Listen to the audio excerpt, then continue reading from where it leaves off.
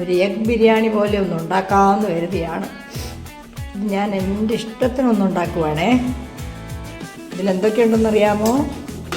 ഒരു ഉരുളക്കിഴങ്ങ്, ഒരു സവോള, ക്യാരറ്റ്, തക്കാളി, ബീൻസ്, 2 പച്ചമുളക്, പിന്നെ ഇഞ്ചിയും വെളുത്തുള്ളിയും ചതച്ചത്. എൻ്റെ ഇഷ്ടത്തിനുണ്ടാക്കുവാണേ. നെയ്യ് ഒഴിച്ച് വഴട്ട് കാണിച്ചിട്ട് ഉപ്പ് ഇട്ട് നെയ്യ് ഒഴിച്ച് വഴട്ട്. ഇതൊന്ന് നമുക്ക് അടച്ച് വെച്ച് ചെയ്യാം. ഒന്ന് വഴണ്ട് കേട്ടോ. ഇതിലോട്ട് ഞാൻ ചിക്കൻ മസാലപ്പൊടി ഇട്ടേ. ഉണ്ട് 5-6 അണ്ടിപ്പരിപ്പ് ഇതിൻ്റെ നടുക്കോട്ട്.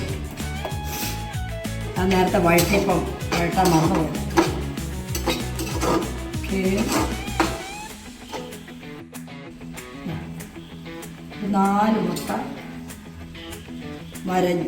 പുഴുങ്ങി വരഞ്ഞെടുത്തു.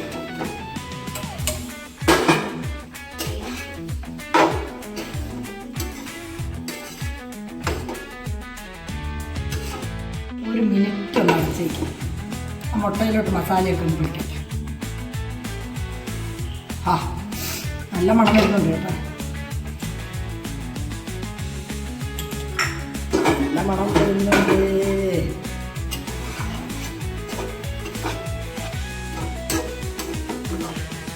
ഇനി ബോംബെയിലെ അരിയാണ് കേട്ടോ. ബോംബെ അരി. മമ്മി ഇത് കൊണ്ട് വേവിച്ചരിയാണ്. ആ വേവിച്ച ആറിയെ ഇത് നമുക്ക് ഇതിലോട്ട്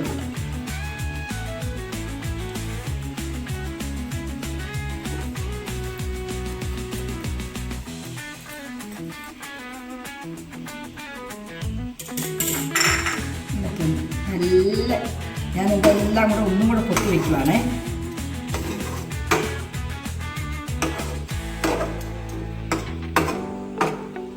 അവിടെ ഇരിക്കട്ടെ. ഇച്ചിരി നെയ്യും കൂടെ ഒഴിച്ച്